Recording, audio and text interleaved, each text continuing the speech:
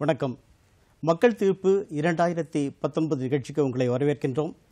17வது மக்களவைத் தேர்தலில் விறுவிறுப்பான நாட்கள். தேசிய கட்சிகள் வேட்பாளர் அறிவிப்பு, பிரதான கட்சிகள் வேட்புமனு தாக்கல் என்று பரபரப்பான சூழ்நிலை. இன்று இந்த நிகழ்ச்சியில் நாம் மறுமலர்ச்சி திராவிட முன்னேற்றக் கழகத்தின் தேர்தல் அறிக்கை மற்றும் நாடாளுமன்ற தொகுதியில் தூத்துக்குடி தொகுதியினுடைய கள நிலவரம் ஆகியவற்றை நாம் விவாதிக்கவிருக்கின்றோம். இந்த விவாதத்தில் பங்கு பெறுபவர்கள் மதிமுகவின் தீர்மான குழுவினுடைய செயலர் திரு ஆர் அந்திரிதாஸ் அவர்கள், மூத்த பத்திரிகையாளர் திரு துரை கருணா அவர்கள்.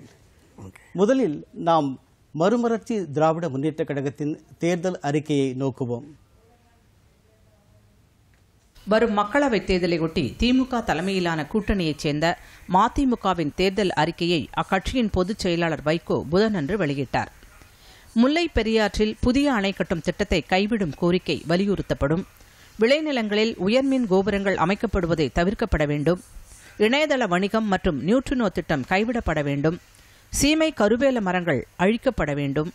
தூத்துக்குடியில் ஸ்டெர்லைட் ஆலை அகற்றப்பட நடவடிக்கை மேற்கொள்ளப்பட வேண்டும். ராஜீவ்காந்தி கொலை வழக்கில் சிறையில் உள்ள 7 பேர் விடுவிக்கப்பட வேண்டும்.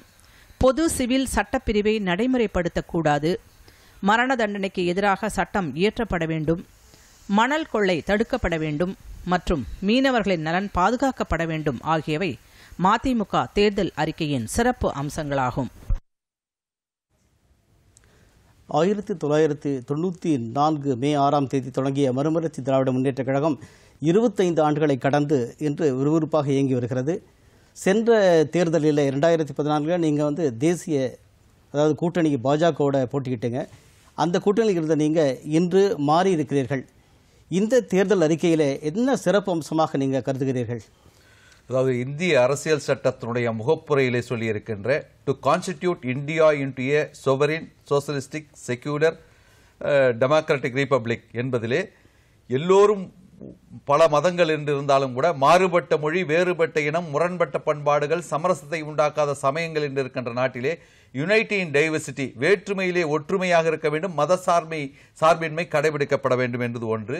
இன்னொன்று, ஆண்டாண்டு காலமாக தந்தை பெரியார் தொடங்கி அண்ணாவிலே தொடங்கி இருக்கின்ற அந்த சமூக நீதி இடஒதுக்கீடு, கம்யூனல் ஜிஓ என்பதற்கான அர்த்தம் தெரியாமல் தமிழ்நாட்டிலே யாரும் அரசியல் செய்ய முடியாது என்கின்ற அளவிற்கு இந்த மண்ணின் வாசனையோடு ஊன்றி போயிருக்கின்ற இடஒதுக்கீடு, பிறகு இன்றைக்கு குவிந்து கிடக்கின்ற அதிகாரங்கள் எல்லாம் இன்றைக்கு ஒன்றொன்றாக மாநிலத்திலிருந்து போய்கொண்டிருக்கின்ற சூழ்நிலையிலே அவற்றையெல்லாம் நல்ல வலுவான மாநில அரசாங்கங்கள் இருந்தால்தான் வலுவான இந்தியா இருக்க முடியும் என்கின்ற அடிப்படையிலே சரியான மாநில சுயாட்சி வர வேண்டும்.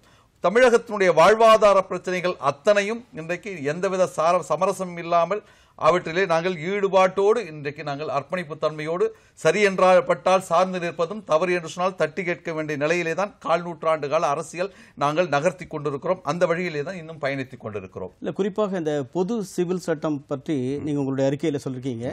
பொது சிவில் சட்டம் நீங்கள் ஆண்டாண்டு காலமாக வலியுறுத்துகிறீர்கள். நீங்கள் இதற்கு முன்னே ஏன் பாஜக ஆட்சியின் போது வலியுறுத்தவில்லையா, அல்லது இப்பொழுது நிலைப்பாடு என்ன? சரியானது. அதாவது பொதுவாக ஒரு பெரும்பான்மை என்பது சிறுபான்மை என்பது பெரும்பான்மையை அனுசரித்து போக வேண்டும். அதே நேரத்தில் பெரும்பான்மை என்பது சிறுபான்மையை அரவணைத்து செல்ல வேண்டும். நாங்கள் பிஜேபியிலே அங்கம் வகித்த பொழுது கூட 98-99 அங்கம் வகித்த பொழுது கூட இது போன்ற பொது சிவில் சட்டத்தை இன்றைய உத்தரப்பிரதேசத்தினுடைய முதலமைச்சர் மரியாதைக்குரிய யோகி ஆதித்யநாத் அவர்கள் தனிநபர் மசோதாவை கொண்டு வந்தார்கள். அப்பொழுது வாஜ்பாய்க்கு பக்கத்தில் இருக்கின்ற பிரமோத் மகாஜன், நம் நினைவிலே வாழ்கின்ற பிரமோத் மகாஜன் அவர்கள் சொன்னார்கள், மம்தா பானர்ஜி அவர்கள் இந்த மசோதா ஓட்டெடுப்புக்கு வரும்பொழுது அப்ஸ்டெயின் ஆகி விடுகிறேன் என்று சொன்னார். அதே போல நீங்கள் பாராளுமன்றத்துக்கு வராமல் அப்ஸ்டெயின் ஆகிவிடுங்கள் என்று சொன்னபொழுது கூட எங்களுடைய தலைவர் வைகோ அவர்கள் இல்லை இது எங்களுடைய உயிர்மூச்சு பிரச்சனை, இதற்கு நாங்கள் ஒருபோதும் அனுமதிக்க மாட்டோம் என்று சொல்லி அந்த சபையெடுப்பிலே ஓட்டெடுப்பிலே கலந்து கொண்டு எதிர்த்து ஓட்டு போட்டு வந்தோம். ஆகவே இன்றைக்கும் சொல்கிறேன், ஏனென்றால் இன்றைக்கு இருக்கின்ற மத்திய அரசு மீண்டும் இந்த பொது சிவில் சட்டம் பற்றிய பேச்சுக்கள் எழுந்திருக்கிறது. ஆகவே இதை நிச்சயமாக வரக்கூடாது, எல்லோரும் ஒன்றுபட்டு வாழ வேண்டும். பல இனங்கள், பல மொழிகள் இருக்கின்ற நாடு, ஒரு அவரவர் கொள்கையை, அவரவர் வழிபாடுகளை, அவரவர் கலாச்சாரத்தை, அவரவர் பண்பாடுகளை அவரவர் அனுசரித்து போக வேண்டும் என்பதுதான். இப்பொழுது நீங்கள் கூட்டணி சேர்ந்துள்ள காங்கிரஸ் கட்சி இந்த பொது சிவில் சட்டத்தை பற்றி என்ன அணுகுமுறையில் இருக்கிறது என்று நீங்கள் யோசித்தீர்களா? அவர்களும் பொது சிவில் சட்டத்தை எதிர்க்கிறார்கள். அவர் எந்த கட்டத்திலையும் பொது சிவில் சட்டத்தை கொண்டு வர வேண்டும் என்று முயலவில்லை. அவர்களும் பொது சிவில் சட்டம் என்பது வரக்கூடாது என்ற நிலைப்பாடுதான் அவர்களுக்கு உரியது. அதே போல சமூக நீதி சொன்னீங்க. இப்போ 10% பொருளாதார ஒதுக்கீடு இருக்கு இல்லைங்களா? அந்த 10% பொருளாதார ஒதுக்கீடுக்காக சில கட்சிகள், குறிப்பாக நாம் பாட்டாளி மக்கள் கட்சியை சொல்லலாம், அவருடைய நிலைப்பாட்டிலே ஒரு மாற்றம் ஏற்பட்டு அவர்கள் வந்து அதை எதிர்க்கவில்லை. அதே போல் இது வந்து இந்தியாவில் இருக்கிற பின்தங்கிய மக்கள், பொருளாதாரத்தில் பின்தங்கியவர்களுக்கு 10% இடஒதுக்கீடு கொடுத்தால் என்ன? அதை பற்றி உங்களுடைய கருத்து ஏன் வேறுபாடாக என்றுக்குமே இருக்கிறது? இது வந்து ஒரு 5 நிமிடத்தில் பேசி முடிக்கிற சமாச்சாரம் இல்லை. ஆண்டாண்டு காலமாக எந்த ஜாதியின் பெயரால் அவர்கள் ஒடுக்கப்பட்டு பள்ளத்திலே கிடக்கிறார்களோ அவர்களை அவளுக்குரிய ஒரு பிரதிநிதித்துவம் கொடுக்க வேண்டும்.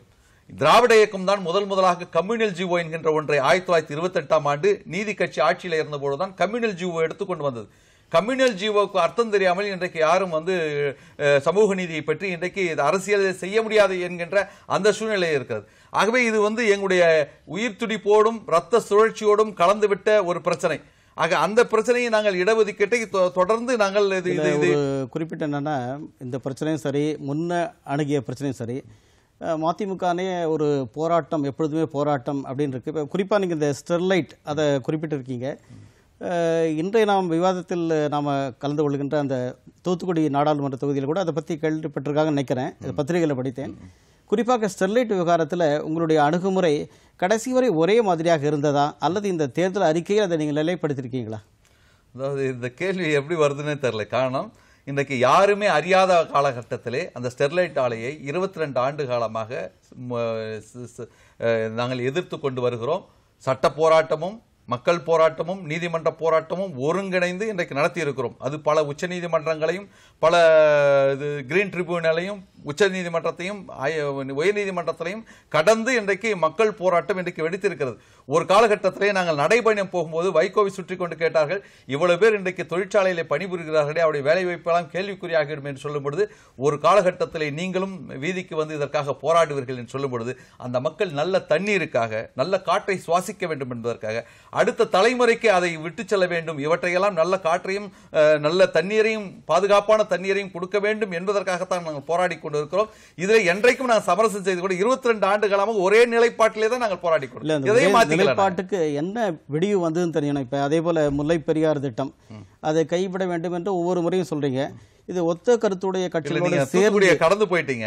அந்த 2013 ஏப்ரல் 2ஆம் தேதி கொடுத்த ஜட்ஜ்மெண்ட்ல, this judgment will not stand on its way even for the closure of the company. எப்பொழுதெல்லாம் பொதுமக்களுக்கு அதுக்கு இடையூறாக இருக்கிறதோ அப்பொழுதெல்லாம் சாத்தலாம்னு சொன்னாங்க. நீங்க முல்லை பெரியாருக்கு வந்தீங்க. நாங்க என்ன சொன்னா, முல்லை பெரியார் வந்து அணை ஸ்திரமாக இருக்கிறது என்று உச்சநீதிமன்றம் தீர்ப்பு சொல்லிவிட்டது, நடுவர் மன்றம் தீர்ப்பு சொல்லிவிட்டது. ஆனால் சொல்லிவிட்ட பிறகு இன்றைக்கு பேரளவிலே பல்லில்லாத ஒரு நாங்கள் கேட்டது வாரியம், ஆணையத்தை அமைத்து விட்டார்கள். அதுல என்ன நிலைமைன்னா, வாரியம் வந்திருந்தா இதை அனுமதிச்சிருக்க மாட்டாங்க. அதாவது திட்ட தாக்கல் மதிப்பீட்டு அறிக்கை, அந்த தாக்கல் மதிப்பீட்டு அறிக்கையை வந்து இன்றைக்கு அந்த மத்திய அமைச்சகமே, நீர்வளத்துறை அமைச்சகமே இன்றைக்கு பரிந்துரை செய்திருக்கிறது. இது எந்த வகையில் நியாயம்? அதே மாதிரி டீடைல் ப்ராஜெக்ட் ரிப்போர்ட் சொல்லிட்டு மேகதாட்டு அணைக்கு வந்து ஒரு ரிப்போர்ட் வாங்கியிருக்காங்க. இதை வந்து நீர்வள ஆணையமே, அமைச்சகமே பரிந்துரை செய்திருக்கு. இது எந்த வகையில் ஆணையம்? ஆக சர்வ அதிகாரங்களோடு கூடிய அந்த வாரியம் அமைக்கப்பட வேண்டும். இது பல்லில்லாத ஆணையம் என்கின்ற காரணத்தில் இவற்றையெல்லாம் அனுமதித்திருக்கிறது. முல்லை பெரியாறுல அவங்க கேட்கறது வந்து 100 மீட்டர்ல 1110 கிலோ எடையுள்ள அந்த வெறி மருந்தை பயன்படுத்தும் பொழுது பக்கத்தில் உள்ள முல்லை பெரியார் அணை இடிஞ்சு போயிடும். அதனால்தான் இது வந்து 5 மாவட்ட மக்களுடைய 1,27,000 ஹெக்டேர் மாநிலங்களுக்கு பயிர்ப்பாசனம் தருகின்ற ஒரு திட்டம். மாநிலம் இந்த தேர்தலுக்கு பிறகு ஒருவேளை அந்த அண்டை மாநிலம் வந்து உடன்பாட்டோடு இருப்பதனால இதுக்கு ஒரு தீர்வு ஏற்படும் இப்ப நீங்க நம்புறீங்களா? ஏன்னா உங்க அறிக்கையில் அது முதன்மையா கொடுத்திருக்கீங்க, அதனால கேட்கிறோம். இல்ல, அதனால்தான் எங்களுக்கு ஆணையம் தேவையில்லை. சர்வ வல்லமை படைத்த காவிரி நடுவர் மன்றம் சொன்ன, உச்ச நீதிமன்றம் சொன்ன காவிரி மேலாண்மை வாரியம் கேட்கிறோம். வாரியம் அமைக்க வேண்டும் சொல்லிட்டு இப்பயும் எங்களுடைய தேர்தல் அறிக்கையில் இருக்குது. ஆக தமிழ்நாட்டை நீங்க சொன்னீங்க 10% இடஒதுக்கீடு. இன்னைக்கு ஒரு இயக்கம் வந்து இடஒதுக்கீட்டுல தான் முகிழ்த்ததுன்னு சொல்லிட்டு இருக்காங்க. ஆனா அவங்களே அப்சைன் ஆகிட்டாங்க. அப்சைன் ஆகிறதும் ஒண்ணு, அதை ஆதரிக்கிறதும் ஒண்ணு. ஆக எங்களை பொறுத்தவரை என்ன இஷ்யூவோ அதுல எந்த வகையை காம்ப்ரமைஸும் நாங்க எப்பொழுதும் 2014 நீங்க வந்து பாஜகவோட இருந்தீங்க. இப்ப நான் மூத்த பத்திரிகையாளர் திரு கருணாகிட்ட கேட்கிறோம், 2014க்கும் இந்த எலெக்ஷனுக்கும் என்ன ஒரு நீங்க ஏதாவது வித்தியாசம் கருதுறீங்களா, இல்ல அந்த மனநிலை ஒரே மாதிரி இருக்கா, எப்படி நீங்க நினைக்கிறீங்க? 2014 நாடாளுமன்ற பொதுத் தேர்தலை பொறுத்தளவில் மரியாதைக்குரிய இன்றைய பிரதமரை முன்னிறுத்தி தான் அந்த தேர்தல் நடைபெற்றது. சுதந்திரத்துக்கு பிறகு ஒரு 50-60 ஆண்டு காலம் ஆட்சி நடத்திய காங்கிரஸ் கட்சிக்கு மாற்றாக ஒரு அரசு அமைய வேண்டும் என்கிற ஒரு உணர்வு பெரும்பாலான மாநிலங்களில் ஏற்பட்டு, அந்த வகையில் மரியாதைக்குரிய திரு மோடி அவர்கள் முன்னிறுத்தப்பட்டு அந்த தேர்தல் நடைபெற்றது. அந்த காலகட்டத்தில் தமிழ்நாட்டில் காங்கிரஸ் மீதான வெறுப்பும் கோபமும், அந்த கட்சியின் மீதான, மத்திய ஆட்சியின் மீதான கோபமும் பெரும்பாலான மக்களிடம், அரசியல் கட்சிகளிடம் இருந்தது. அந்த அடிப்படையில் தான் மதிமுக, தேமுதிக, பாமக போன்ற அரசியல் கட்சிகளெல்லாம் ஒருங்கிணைந்து ஏறத்தாழ ஒரு 19-20% அளவிற்கு வாக்குகளை பெற்றார்கள். எப்போதுமே ஒரு ஆட்சி கட்சி அரசியல் தளத்துக்கு வந்து ஆட்சி அதிகாரத்திற்கு வந்ததற்கு பிறகு அதன் மீதான ஒரு அதிருப்தி என்பது இருக்கும். அரசியலில் ஒவ்வொரு அரசியல் கட்சியினுடைய நிலைப்பாடு என்பது தேர்தலுக்கு தேர்தல் மாறுபடும். நாம் மத்திய நாடாளுமன்ற தேர்தலாகட்டும், மாநில சட்டமன்ற தேர்தலாகட்டும், ஒவ்வொரு தேர்தலின் போதும் பிரதான கட்சிகளான அனைத்து இந்திய அண்ணா திராவிட முன்னேற்ற கழகம், திராவிட முன்னேற்ற கழகம், இந்த இரண்டும் 2 அணிகளை அமைக்கிற பொழுது அந்த சார்பு நிலையெடுத்து சில அரசியல் கட்சிகள், இப்போது இருக்கிற இதே மதிமுக, பாமக, சிபிஐ, சிபிஎம் போன்ற அரசியல் கட்சிகள் திராவிட முன்னேற்ற கழகத்தில் அணி சார்ந்து நின்று ஒரு வெற்றி பெற்று ஆட்சி அமைந்தவுடனே, திமுக ஆட்சி அமைந்தவுடனே ஒரு 6 வருட காலத்தில் அவர்கள் மீது, அந்த ஆட்சியினுடைய செயல்பாடுகள் மீது அதிருப்தி ஏற்பட்டு அப்படியே வெளியிலே வருவார்கள். வந்தவுடனே எதிரணியில் இருக்கிற அதிமுக அவர்களை ஒன்று சேர்த்து ஒரு பொது மேடையை உருவாக்கிவிடும். அடுத்த தேர்தல் வருகிற பொழுது அதிமுகவோடு அணி சேர்ந்து அவர்களை ஆட்சிக்கு கொண்டு வருவதற்கான ஒரு நிலைப்பாடு இருக்கும். இல்லை, இந்த முறை குறிப்பிடத்தகுந்த, குறிப்பாக சொல்லணும்னா முதுபெரும் தலைவர்கள் 2 பேரும் இல்லை இல்லையா? நிச்சயமாக இந்த சூழ்நிலை மாறுபட்ட சூழ்நிலை. நிச்சயமாக. அதே போல 2 அணிகளும் இருக்கு, இதை விட மற்ற சிறிய அணிகளும் இருக்கு. இந்த 2 அணிகளை பற்றி நீங்க பார்க்கும்போது மக்களுடைய மனநிலை குறித்து நான் கேட்கிறேன். அவங்களுக்குள்ள இருக்கிற கூட்டணின்றது வேற, மக்களுடைய மனநிலைன்றது வேற. இல்லை, கூட்டணி என்று வருகிற பொழுது நீங்க குறிப்பிட்டது மாதிரி அண்ணா திராவிட முன்னேற்ற கழகத்தோடு சேர்ந்து பாமக, தேமுதிக, புதிய நீதிக்கு புதிய தமிழகம் என்று ஒரு சில கட்சிகளும், திமுக என்று வருகிற பொழுது மதிமுக, சிபிஐ, சிபிஎம், விடுதலை சிறுத்தைகள் என்ற கட்சிகளும் அணிபிரிந்திருக்கிறது. இவர்களுடைய வாக்கு வங்கி எவ்வளவு, இவர்களுடைய வாக்கு வங்கி எவ்வளவு, அந்த அளவுக்கு தான் இருக்கும். பொதுவாகவே மக்கள், அது மத்திய ஆட்சி கட்சி ஆனாலும் மாநில ஆட்சி கட்சி ஆனாலும், இந்த கட்சிகளின் மீது ஒருவித அதிருப்தி இருக்கும். ஆட்சி கட்சி என்று வருகிற பொழுது அதிருப்தி இருக்கும். இந்த அதிருப்தி கோபமாகவோ ஆத்திரமாகவோ மாறுகிற பொழுதுதான் ஆட்சி மாற்றத்திற்கு சாத்தியம். அப்படிப்பட்ட ஒரு சூழல் இருக்கிறதா என்பது தேர்தலுக்கு போதுதான் மக்களுடைய வாக்குகள். இப்ப சென்ற தேர்தலில் 69.3% வாக்குகள் மொத்தம் அகில இந்திய அளவில் பதிவானது. ஆனா தென் சென்னையில் 60% பதிவானது. அதனால படித்தவர்கள் மத்தியில் இந்த மாதிரி நீங்க சொன்ன அந்த அதிருப்தியினால போய் ஓட்டு போடணும், மாற்றணும், அந்த மாதிரி ஒரு எண்ணம் இருந்த மாதிரியே சென்ற தேர்தலில் இல்லை. இப்போ அந்த மாதிரி எண்ணங்கள் இருக்குமா? இல்லைப்பா, நம்ம சுதந்திரத்திற்கு பிறகு 1952, 57, 62 காலகட்டங்களில் அப்படியே பார்த்தீங்கன்னா சராசரியாக 58, 60, 65% அளவுக்கு தான் இருந்தது. கடந்த 90களுக்கு பிறகு இந்த தேர்தல் ஆணையத்தினுடைய விழிப்புணர்வு பிரச்சாரம் மிக அதிக அளவில் வந்து இன்றைக்கு 85-90% அளவுக்கு வருது. மக்களிடமும் ஓரளவுக்கு விழிப்புணர்வு வந்துருச்சு. முன்ன ஆட்சிக்கு எதிராக, ஒரு அரசியல் கட்சிக்கு எதிராக விமர்சிப்பவர்கள் வாக்குச்சாவடிக்கு போகாத ஒரு நிலை இருந்தது. ஆனால் இப்போது வாக்குச்சாவடிக்கு போகிற ஒரு நிலை வந்துருச்சு. இப்போ வருகிற நடைபெற உள்ள தேர்தலில் கூட தமிழ்நாட்டில் ஒரு 5,91,00,000 மேற்பட்ட வாக்காளர்கள் இருக்கிறாங்க. அகில இந்தியாவில் 90 கோடி வாக்காளர்கள் இருக்கிறாங்க.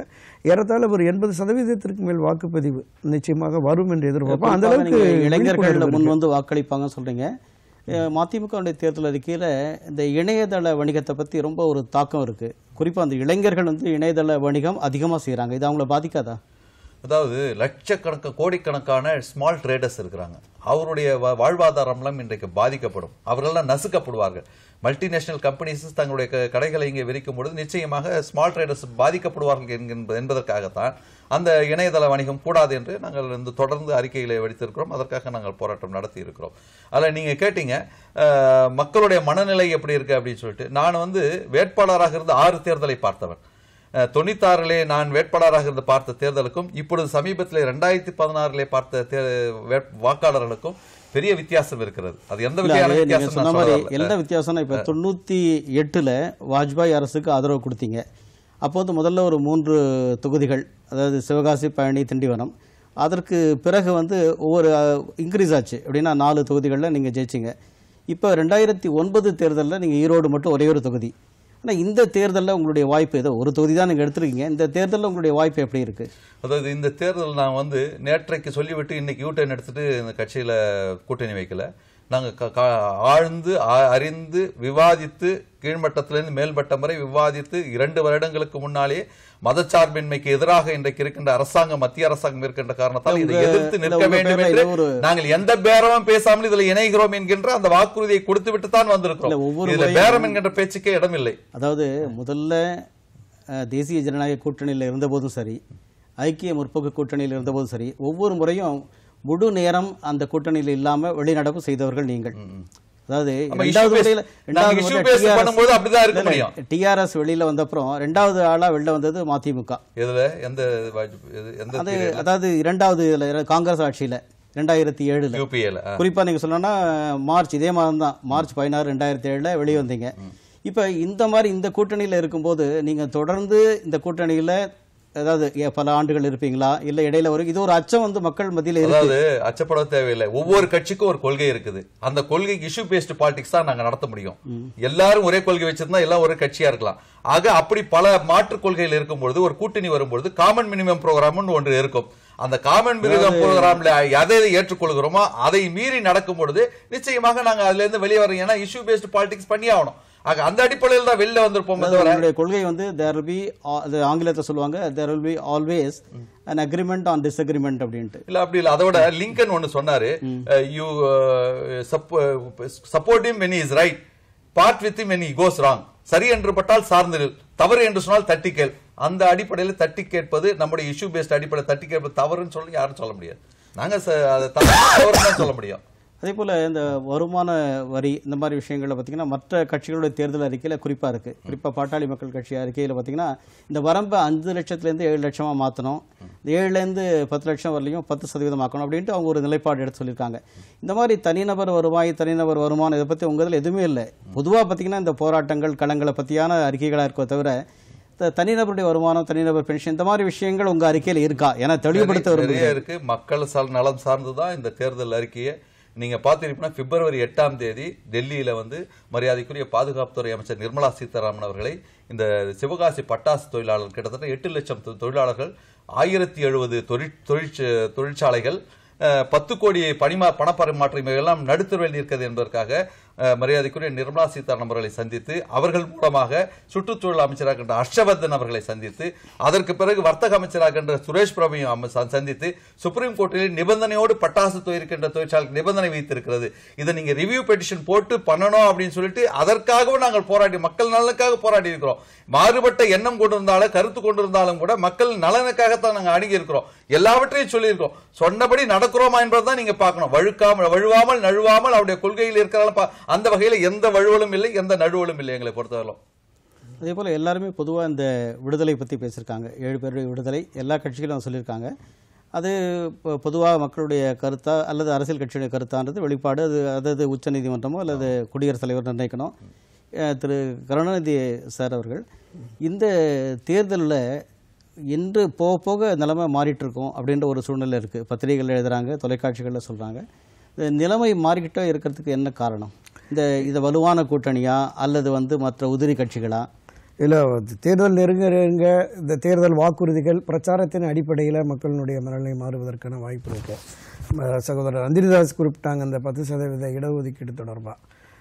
பெரும்பாலும் இந்த கருத்தை வந்து 1970களில் மரியாதைக்குரிய திரு எம்ஜிஆர் அவர்களே தமிழ்நாட்டில் கொண்டு வரணும்னு இருந்தாங்க. என்னென்னா, முற்பட்ட சமுதாயத்தைச் சேர்ந்த பல பேர், பல குடும்பங்கள் எந்தவித வசதி வாய்ப்பும் இன்றி இருக்கிறாங்க. அவங்களுக்கு ஒரு வாய்ப்பாக இது இருக்கும் அப்படிங்கிற மாதிரியான ஒரு கண்ணோட்டத்தில் ஆமாம் அதுதான். அப்போ திராவிட கழகம், திமுக உள்ளிட்ட பல அரசியல் கட்சிகளுடைய அழுத்தம் காரணமாக அதை வாபஸ் வாங்கிட்டாங்க. இன்று மத்திய அரசு கொண்டு வந்திருக்கு. பெரும்பாலுமே தாழ்த்தப்பட்ட ஒடுக்கப்பட்ட சமுதாயம் மேலே வர வேண்டும் என்பதிலே எந்தவித கருத்து மாறுபாடும் எந்த அரசியல் கட்சிக்கும் இருக்காது. ஆனாலும் அதே நேரத்தில் மற்ற சமுதாயத்தில் அதைவிடவும் கீழான நிலையில் இருப்பவர்களை உயர்த்த வேண்டும், கைகூட்டி விட வேண்டும் என்கிற கருத்தும் சரியானது தான். அந்த வகையில் இந்த 10% இடஒதுக்கீடு என்பதையும் அந்த மக்கள் உட்பட எல்லோருமே வரவேற்கிறாங்க. இப்போ நமக்கு உடனடியாக ஒரு தொகுதியினுடைய கள நிலவரம் வந்திருக்கு. என்னன்னா, பரபரப்பாக எல்லோரும் எதிர்பார்க்கின்ற தூத்துக்குடி தொகுதியினுடைய கள நிலவரம் என்ன, அங்கே மக்கள் என்ன சொல்றாங்க, இதை நம்ம பார்க்கலாம்.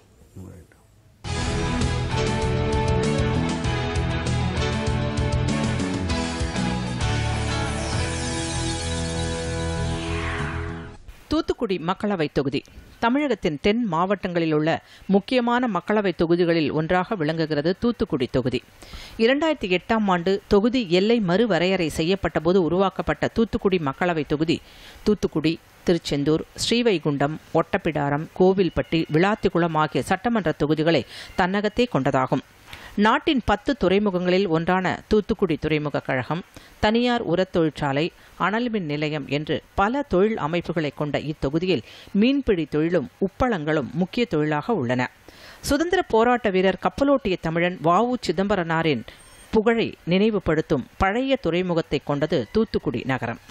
அறுபடை வீடுகளில் ஒன்றான ஸ்ரீ சுப்பிரமணிய சுவாமி கோவில் அமைந்துள்ள திருச்செந்தூர், தாமிரபரணி ஆற்றங்கரையில் அமைந்துள்ள நவ திருப்பதிகளில் ஒன்றான ஸ்ரீவைகுண்டம், பெரும் எண்ணிக்கையிலான தீப்பெட்டி தொழிற்சாலைகளை கொண்டுள்ள கோவில்பட்டி, வ.உ.சி. சொந்த ஊரான ஒட்டப்பிடாரம் ஆகிய சட்டமன்ற தொகுதிகள் தூத்துக்குடி மக்களவை தொகுதிக்கு பெருமை சேர்க்கின்றன.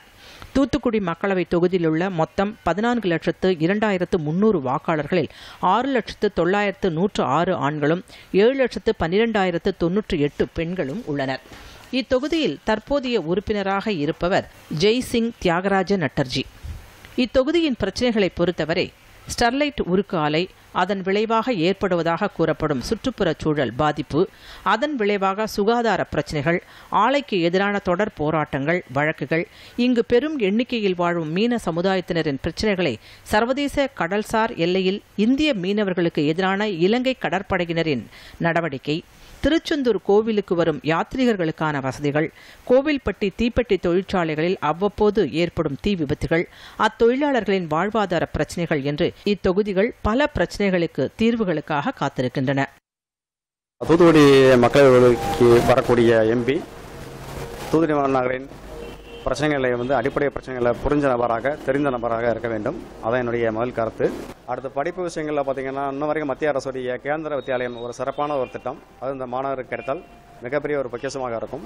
தூத்துக்குடி மாவட்டத்திலே தொழிலாளர்கள் அதிகமாக வேலை செய்கின்ற காரணத்தினால் கடந்த 5 ஆண்டுகளுக்கு முன்பு இஎஸ்ஐ ஹாஸ்பிட்டலுக்காக அடிக்கல் நாட்டப்பட்டது.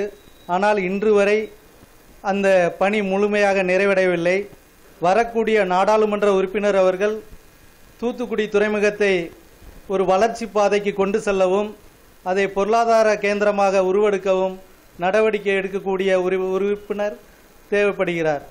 ஒரு ட்ரெயினுக்கு கிராசிங் மாறினாலும் சரி, அப்பப்போ கேட் எடுத்து மூட வேண்டியதாக இருக்குது.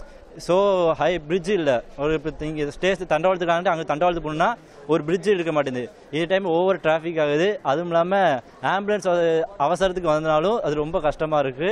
இது இந்த ரயில்வே கொஞ்சம் மாற்றங்கள் கொண்டு வரலாம். இதே மாதிரி சென்னையிலேருந்தும் சரி, பெங்களூர்லேருந்து சரி, தூத்துக்குடிக்கு கூடுதலாக ட்ரெயின் கொண்டு வரலாம். இங்கே பொல்யூஷன் இன்க்ரீஸ் ஆயிருக்கு. இங்கே நிறைய இண்டஸ்ட்ரீஸ் இருக்குது, எம்ப்ளாய்மெண்ட் ஆப்பர்ச்சுனிட்டிஸ் இன்க்ரீஸ் ஆயிருக்கு. அதே டைம் மக்களுக்கு பொல்யூஷனும் ரொம்ப இன்க்ரீஸ் ஆயிருக்கு. ஸோ பொல்யூஷன் எம்ப்ளாய்மெண்ட் ஆப்பர்ச்சுனிட்டிஸை டிக்ரீஸ் பண்ணாத வரையில் பொல்யூஷனை கண்ட்ரோல் பண்ணதுக்கு சென்ட்ரல் கவர்மெண்ட் ஏதாச்சும் ஸ்டெப் எடுக்கணும். மீனவர்கள் பிரச்சனை அப்படின்னு பார்த்தா, இலங்கையில் அடிக்கடி தூத்துக்குடியிலையும் சரி, ராமேஸ்வரத்துலையும் சரி பிடிச்சிட்டு போறாங்க. கச்சத்தீவை நீங்க கொடுத்துட்டீங்க இலங்கைக்கு. இருந்தாலும் இங்க அட்லீஸ்ட் மீனவர்களையாவது பிடிச்சிட்டு போக விடாம இருக்கிறதுக்கு ஏதாவது ஸ்டெப் எடுக்கலாம். சென்ட்ரல் கவர்மெண்ட் சேது சமுத்திர திட்டம்னு ஒரு திட்டத்தை அறிமுகப்படுத்தினாங்க. ஆனா அது இன்னும் நடைமுறைப்படுத்தப்படல. அதை நடைமுறைப்படுத்தினாங்க அப்படின்னா என்னோட தூத்துக்குடி கொஞ்சம் டெவலப் ஆகும். இதுதான் இப்போதைக்கு என்னோட ஃபால்ட்டா தெரியுது. வரும் மக்களவைத் தேர்தலில் அஇஅதிமுக தலைமையிலான கூட்டணி சார்பில் பிஜேபி வேட்பாளராக போட்டியிடுகிறார் மருத்துவரும் அக்கட்சியின் மாநில தலைவருமான தமிழிசை சவுந்தரராஜன். அவருக்கு எதிராக திமுக தலைமையிலான கூட்டணியின் சார்பில் அக்கட்சியின் வேட்பாளராக கவிஞரும் திமுக மகளிரணி தலைவரும் மாநிலங்களவை உறுப்பினருமான கனிமொழி போட்டியிடுகிறார். 17வது மக்களவையில் தூத்துக்குடி தொகுதி மக்களின் பிரச்சனைகளை எதிரொலிக்க இருப்பது தமிழிசையா, கனிமொழியா அல்லது வேறு யாருமா என்பதற்கு அடுத்த மாதம் 18ஆம் தேதி அன்று மக்கள் வாக்களிக்க, அவர்களது முடிவு மே 23ஆம் தேதி அன்று தெரிய வரும். இந்த தூத்துக்குடி தொகுதியில் குறிப்பாக பார்த்தீங்கன்னா மாசு கட்டுப்பாடு, இந்த சேது சமுத்திர கால்வாய் திட்டம், இஎஸ்ஐ ஹாஸ்பிட்டல் அடிக்கல் நாட்டிட்டு அப்படியே இருக்குது. அது மட்டும் இல்லாமல் மீனவருடைய நலன், இப்படிப்பட்ட பிரச்சனைகள்லாம் இருக்குது அப்படின்னு சொல்லிட்டு ஒவ்வொருத்தரும் பேசிகிட்டு இருக்காங்க. இதில் எல்லாத்தோட ஹைலைட் என்னென்னா, இந்த தொகுதியை புரிந்து கொள்பவர்கள் தான் நாடாளுமன்ற உறுப்பினராக வரணுன்றது அந்த மக்களுடைய நிலைப்பாடு. இந்த சென்ற எலெக்ஷனில் பார்த்திங்கன்னா மதிமுகவுடைய கூட்டணி, அதாவது பாஜகவோட 1,82,107 ஓட்டுகள் வாங்கினாங்க. அன்னைக்கு ஏடிஎம்கே வின் பண்ணிது. ஏடிஎம்கே வந்து 1,24,000 ஓட்டு வித்தியாசத்தில் வின் பண்ணாங்க. இந்த 182 இருக்கு இல்லையா, இது ஒரு இதான ஒரு ப்ளஸ் பாயிண்டாக இருக்குமா திமுக கூட்டணிக்கு? அதாவது பொதுவாக தூத்துக்குடின்னா நான் பள்ளி படுவோம் நடக்கும்போது முத்துக்குளித்தல் தான் ஞாபகத்துக்கு வரும். அதுக்கு பிறகு கல்லூரியில் படிக்கும்போது தூத்துக்குடின்னு சொன்னால் உப்பு ஞாபகத்துக்கு வரும். இப்போ எனக்கு ஒரு கவிதை ஞாபகத்துக்கு வருது. கடைசி மரமும் வெட்டுண்டு, கடைசி நதியும் விஷமேறி, கடைசி மீனும் பிடிபட, அப்பொழுதுதான் தெரியும் பணத்தை சாப்பிட முடியாதுன்னு. இப்போ எல்லாமே சுற்றி சுற்றி வருவது சுற்றுச்சூழலை தான் சுற்றி வருகிறது.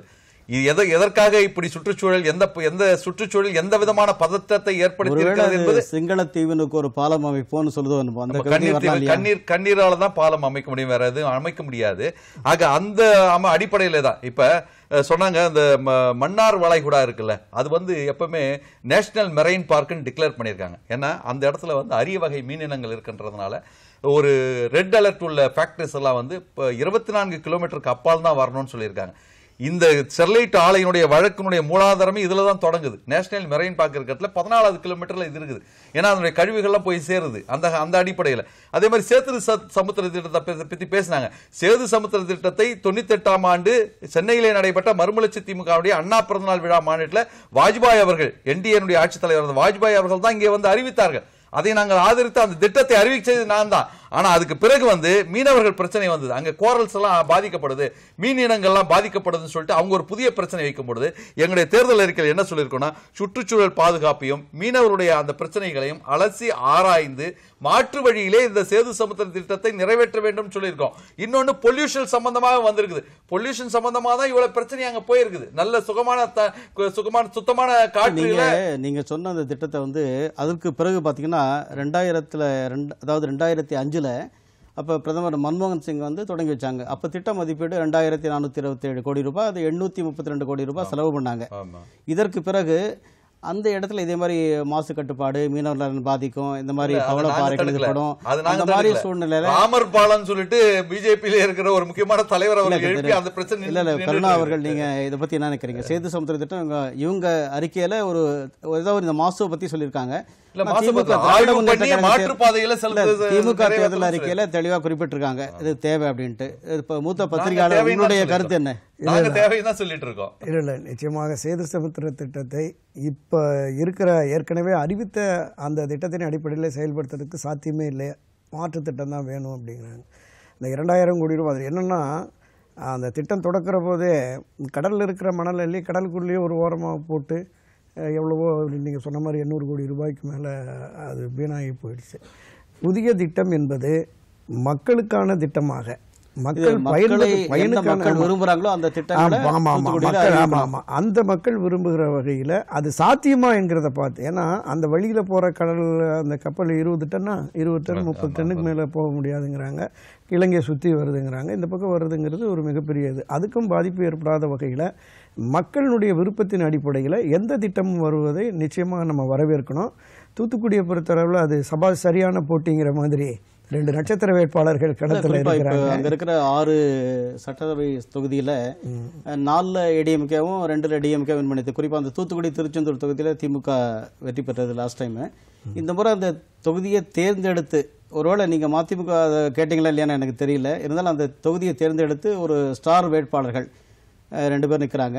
இப்போ 2 பேருடைய இவங்க 2 பேருடைய வாக்குகளை பிரிக்கும்படியான ஏதான சூழ்நிலை அங்க இருக்குமா? தூத்துக்குடியுடைய முகச்சித்திரம் இப்பொழுது மாறிவிட்டது. முன்பிருந்த சூழ்நிலை கிடையாது. 13 பேர் கொல்லப்பட்டதற்கு பிறகு அந்த அந்த அந்த சுற்றுச்சூழல் சம்பந்தமான விழிப்புணர்வு இன்றைக்கு கடைமட்டை மட்டத்தில் இருக்கின்ற சாதாரண இளைஞர்களுக்கும் புரிந்திருக்கிறது.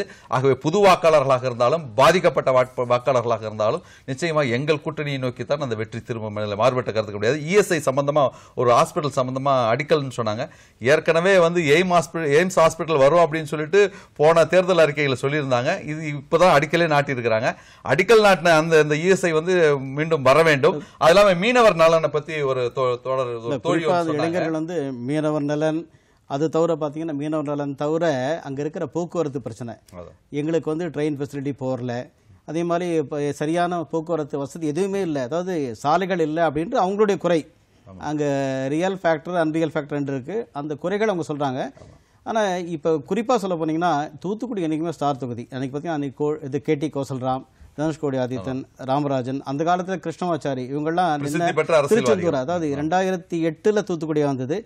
இந்த தொகுதி மற்றும் மதிமுகவுடைய தேர்தல் அறிக்கை இதெல்லாம் குறிப்பாக இந்த விவாதத்தில் ரொம்ப அழகாக கலந்துக்கிட்டு நீங்கள் 2 பேரும் விவாதத்திற்காக நாங்கள் நன்றி தெரிவிக்கின்றோம். நேயர்களுக்கு வணக்கம். நன்றி, வணக்கம்.